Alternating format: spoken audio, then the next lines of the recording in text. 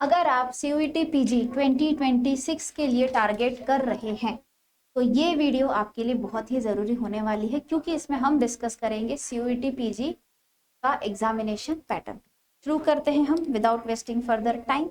तो 2025 के हिसाब से मैं आपको बता रही हूँ, यहाँ पे आपका एग्जामिनेशन मोड होता है कंप्यूटर बेस्ड, CBT टाइप का आपका एग्जाम का मोड होता है। टोटल क्वेश्चंस यहाँ पे आपको 75 पूछे जाते हैं, सारे के सारे आपके सब्जेक्ट पर ही बेस्ड होते हैं, सारे के सारे कोर सब्जेक्ट पर ही क्वेश्चंस आपके होते हैं। और अगर मैं इनऑर्गेनिक, फिजिकल एंड ऑर्गेनिक में इसको डिवाइड करूँ तो ऑलमोस्ट इक्वली डिवाइड होते हैं, 25-25-25 करके आपके respective inorganic, physical and organic के क्वेश्चंस पूछे जाते हैं। क्वेश्चंस आपके सारे के सारे MCQ ही होते हैं। IIT जैम की तरह यहाँ पे आपका काम नहीं होता है कि 3 सेक्शन होते हैं, एक ही सेक्शन है, सारे के सारे आपके MCQ ही क्वेश्चंस होते हैं। टोटल मार्क्स यहाँ पे आपका होता है 300, मतलब एक क्वेश्चन के लिए आपको 4 मार्क मिल रहे हैं।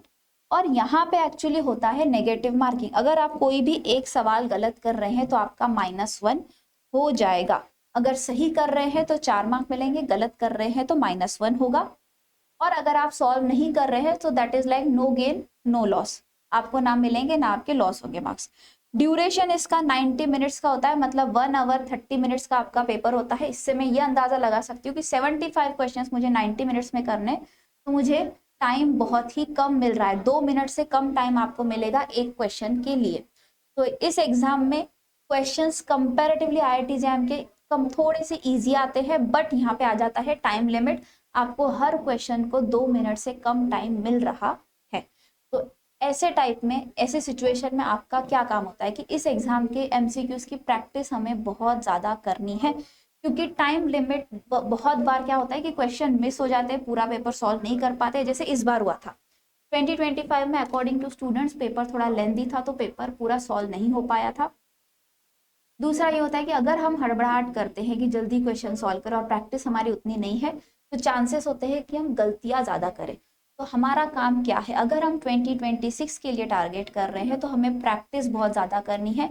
इस एग्ज़ाम में क्वेश्चंस उतने हार्ड नहीं है, लेकिन टाइम लिमिट इस एग्ज़ाम को हार्ड बना देता है। लैंग्वेज की बात करूँ तो आपका इंग्लिश में ही होगा। अगर आप 2026 के लिए टारगेट कर रहे हैं तो आप IFS के साथ लेगेसी बैच में जुड़ सकते हैं। ये बैच 26 मई से स्टार्ट हो चुकी है। This is a live batch, जहां पे आप लाइव लेक्चर्स अटेंड कर पाएंगे। रिकॉर्डेड और लाइव लेक्चर्स में यही अंतर होता है कि लाइव लेक्चर में आप आमने सामने फैकल्टी से आपके डाउट पूछ सकते हैं। कोई कंसेप्ट अगर आपको नहीं समझ रहा है तो आप फैकल्टी से डिमांड कर सकते हैं कि आप प्लीज हमें ये कॉन्सेप्ट फिर से रिपीट करें। रिकॉर्डिंग में आपको ही वो रिकॉर्डिंग फिर से देखनी पड़ेगी, बट द थिंग इज वहाँ पे आप एक ही तरीके से बता रहे हैं। लाइव में अगर आपको एक मेथड से नहीं समझ आ रहा है, then faculty use different method to explain you that concept. हर लेक्चर के बाद आपको DPPs मिलते हैं उसी टॉपिक पर जो आपने पढ़ा है उस दिन। एवरी वीक आपका संडे टेस्ट होता है। ये संडे टेस्ट का फॉर्मेट एक आपके IIT जैम जैसा होता है, और आपको CUET के लिए भी most probable questions and PYQs and बहुत सारे क्वेश्चंस दिए जाते हैं DPPs के फॉर्मेट में। DPPs में आपको सिर्फ और सिर्फ MCQ मिलेंगे। संडे टेस्ट का फॉर्मेट तीनों जैसा होता है।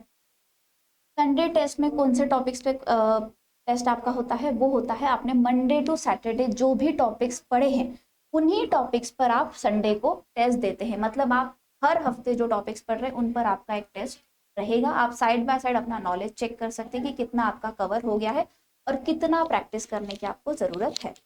कूपन कोड अगर आप लगाएंगे, अगर IFAS 70, तो प्राइजेस ड्रॉप होना स्टार्ट हो जाएंगे। आपको कम पैसे में, इफेक्टिव कॉस्ट में आपको आपका बैच मिल जाएगा, कोर्स मिल जाएगा। Without coupon code it will be expensive, तो कूपन कोड लगाना मत भूलिएगा। और अगर आपको PYQs, most probable questions, rankers के स्ट्रेटेजीज, पेपर एनालिसिस जैसी चीज़ें चाहिए, तो ये सारी चीज़ें आपको IFS के वेबसाइट पर लर्न फ्री सेक्शन में फ्री ऑफ कॉस्ट मिल जाएगी। तो आप वहाँ जाके इन सारी चीज़ों को फ्री ऑफ कॉस्ट अवेल कर सकते हैं। बट एक बात का ध्यान रखना, एग्जाम टाइप और सब्जेक्ट अच्छे से सिलेक्ट कर लेना। और ये है इस साल का IFS का result. I hope next year हम आपसे मिले और आपका यहाँ पे फोटो लगा के हम आगे की जो हमारी बैच होंगी उनको आपका एग्जाम्पल दें। तो आज के वीडियो के लिए इतना ही। I hope this video was helpful. So thank you so much. अब आपसे मुलाकात होगी नेक्स्ट वीडियो में, तब तक के लिए बाय बाय।